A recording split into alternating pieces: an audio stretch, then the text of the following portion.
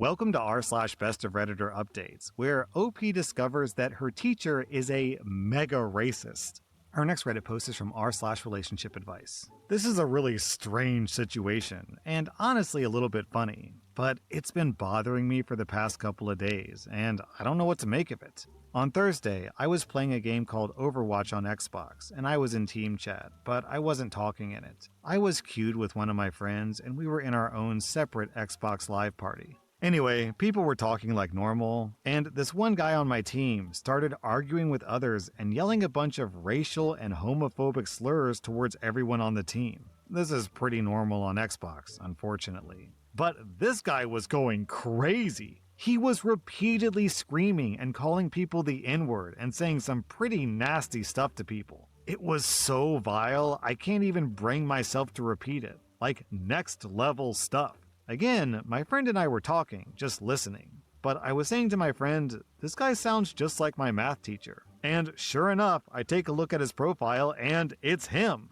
His Xbox profile photo is literally a selfie of him. And he has his location on his profile. I say this to my friend and we start bursting out laughing, just from the absolute shock. The thing is though, coming to school and being in his class has been really weird. I can't look at him the same, and I feel a bit uncomfortable too because I myself am Asian, and there's a variety of races in my math class. I'm not saying it wouldn't be alarming if that wasn't the case, but it certainly enhances it. I'm so disgusted by him, and he doesn't know that I was in his game and know what he acts like online because, again, I never spoke in the voice chat. I took a capture of his profile and have it saved, but I'm not sure what to do about this, or if I should even do anything at all. Do I tell someone at the school? Am I overreacting? Some of the things he said were directed towards me, but he doesn't know that I was a student of his. That doesn't really make it okay though. This is so weird. I want to see what other people say. Then, 5 months later, OP posted an update. I came to the decision to go to my guidance counselor with my friend and gave her the hypothetical of this happening. She let us know that we should dismiss our wariness of the situation and told us that this is a very serious matter. I just said that I was very uncomfortable and wasn't sure what to do. I told her the teacher's name and she said that she would take care of it. The day after that, we saw him again in class, seemingly normal, but that was the last time. The day after, he was gone. Our class actually ended up merging with another one, and we shared that teacher. I was never informed about what exactly happened to him, but he hasn't been at my school since I brought it to my counselor's attention. I assume he lost his job. I was kinda shocked at this, honestly, because it was just an accusation, really, since I had no proof other than the screenshot of his profile. But maybe he owned up to it. I'm not sure. When it was fresh, people were kind of curious as to where he went. I kept my mouth shut. I really didn't want to spread things around. I'm now graduated and out of high school. My brother is still in high school, and I won't have to worry about this man possibly getting him or any other students he might be prejudiced against. I haven't had anyone harass me or my friend, so I really have to thank my counselor for keeping things confidential, as the situation was just uncomfortable all around. What? A school fired a teacher who did something wrong? Feel like I'm in a Twilight Zone episode. What's next? Teachers actually punishing bullies instead of the victim? Our next Reddit post is from r/2x chromosomes. A few days ago, my dad came over to my house for the first time in quite a while. I've had a lot of renovations done since he last saw the place when we first moved in. I have a nervous system condition, which, while very fortunate to be able to manage it in such a way that it usually doesn't impact my life most days out of any given month, it can render certain simple tasks very difficult for me when I'm having a flare. It's also important, as part of managing my condition and maintaining my high level of function, to limit certain activities which can bring about a crash or a flare. My husband is also disabled. He has hypermobile EDS, so together we made a list of things we'd love to have as accommodations in our home that we share, and we either DIY'd those things or found contractors to do them for us. I'm really happy with the results. I find that these accommodating renovations make my life a lot easier. I have fewer crashes and overall more energy. My husband is elated with how much more functional he can be after we made these changes. My father isn't a fan. He thinks it makes the house too weird. He's worried about the resale value. not that we're planning to sell anytime soon. He had a lot of comments when he came over. In fact, it was almost all that he talked about. I kept trying to gently tell him that this is just what works for us, and then divert the subject. But he was getting a bit worked up, which isn't really like him in those types of situations. The plan for his visit was he'd come over, meet my foster dog that he might adopt, and take the dogs for a walk, then get lunch. When I left him alone for a minute to use the bathroom after we'd walked the dogs, I came back out and found that he attempted to pull one of our accommodating mechanisms out of the kitchen wall. He hadn't caused any functional damage, but he did cause aesthetic damage in that it will now need to be repainted over. I was shocked and kind of hysterical in my reaction, and I raised my voice at him when I saw what he was doing. I think I yelled, "What the F are you doing, Dad? What's your problem?" And he responded, "I just wanted to see if it was removable. Sorry, it's just too weird." It's too weird. It's just not going to work when Billy and Bobby move in with you. Billy and Bobby are my nephews, my brother's kids. I've never invited them to stay with me, let alone move in for any amount of time. And I've never been asked to do so, even in the event that my brother and sister-in-law passed away in some tragic manner. To my knowledge, I should be very far down a very long list of people who could be asked to take those kids in before I'd be asked. So I was pretty shocked my dad would say something like that out of the blue, and with so much frustrated emotion about Billy and Bobby moving in.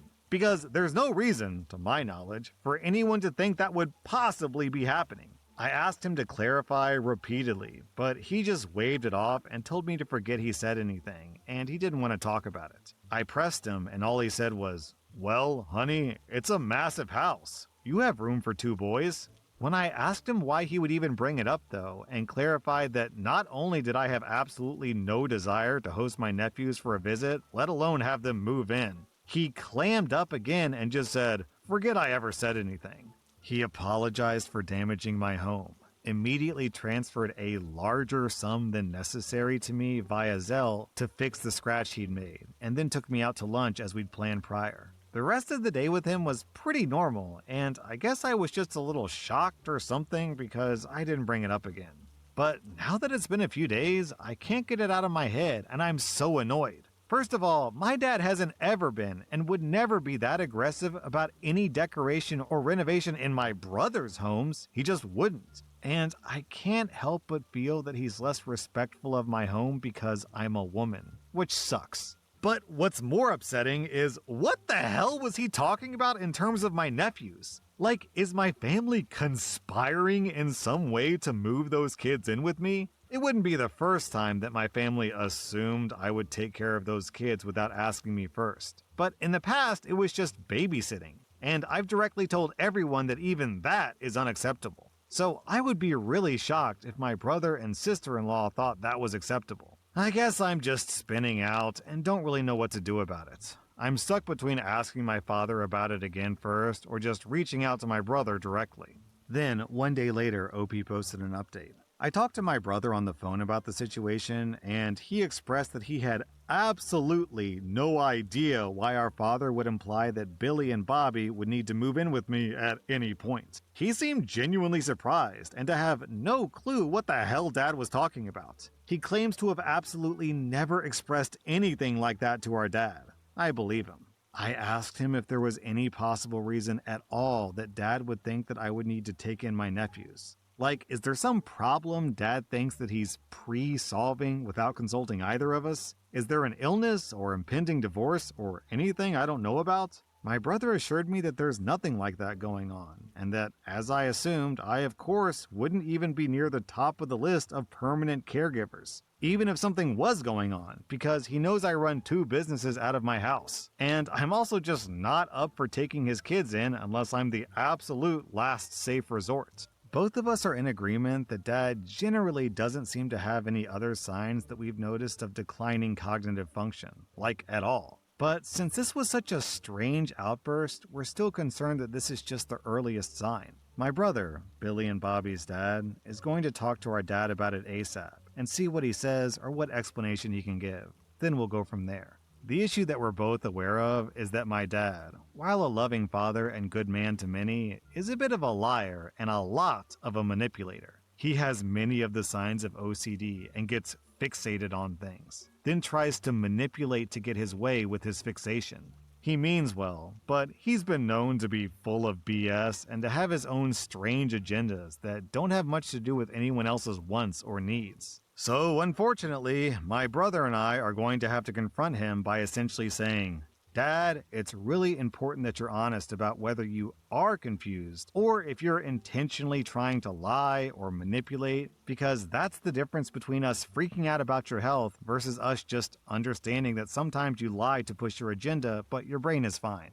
Then, 8 months later, OP posted an update. "Ever since I moved out of my father's house, leaving an empty bedroom and office space in a house that already has a designated bedroom for the kids because they had a lot of sleepovers there, my sister-in-law has been obsessively pushing the idea that my nephew should start living summers and school breaks at my dad's house. My nephews love staying at Grandpa's because my dad has never been a real caregiver. So there are literally no rules, no bedtimes, no limit on sweets, no parental controls on the TV, no limit on screen times, no one checking if they brush their teeth or making them shower or do chores or change their clothes, zero supervision over them making messes or doing dumb stuff. So, of course, when their mom asked them, 'Do you want to spend the summer at Grandpa's? Do you want to go ask Grandpa if he'll let you stay the summer with him?' They went feral over the idea, and my dad was immediately put in the position of either agreeing or disappointing his 2 grandkids and saying no. My dad hates saying no to family outright because he never wants family to say no to him at all. So he agreed, of course. My dad agreed to this last summer. But even with the help of a daily babysitter, who apparently quit halfway through, and I assume it's either because my dad made her uncomfortable, which is a whole different kettle of fish, or because those kids are super entitled. And even though the kids are getting more and more independent, it was torturous and exhausting for my dad. He never wanted to do that again. But my father is addicted to being the hero of the family. He needs us all to need him, and he needs us all to think that he's great. Plus, he has a massive ego about defying the idea of aging and being ultra energetic and healthy and not an old man.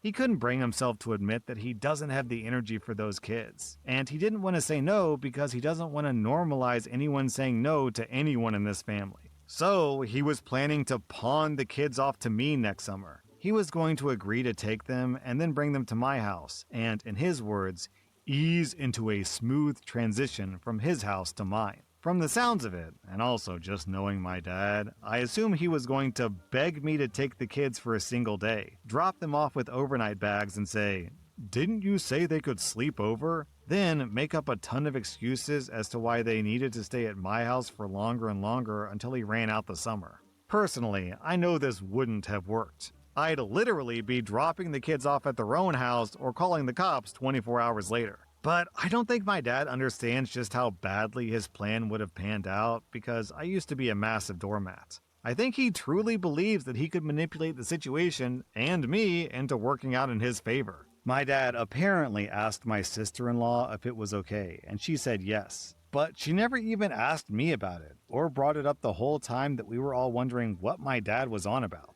She only confirmed this after my dad finally admitted to his scheme, which is wild because she had just stood there and said nothing about it while my brothers and I were trying to figure out if our dad was insane. And to be honest, I think my sister-in-law knew the whole time that my dad was going to fully pawn her kids onto me. And she didn't want to say anything and risk having to have her children, gasp, living in her own house all year. I truly don't know what she thought was about to happen, and when I asked her, "So, you didn't think that you should even confirm this with me?" she swore that she remembered talking to you about it, which, no girl, you did not, and I would never agree to that. My brother is fairly livid with his wife, and we're all becoming increasingly less patient with my father's triangulation BS. Like, I'm in my 30s, my older brothers are both pushing 50, and it's saying that our dad is still scheming and claiming it's all in the name of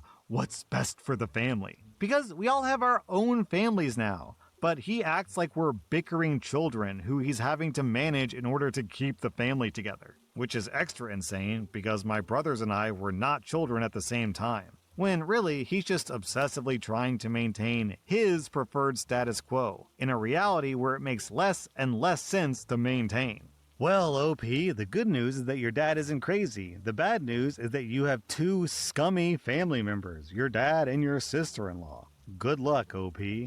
That was r/best of Redditor updates, and if you like this content, check out my podcast where I publish the exact same episodes. Also, hit that subscribe button because I put out new Reddit videos every single day.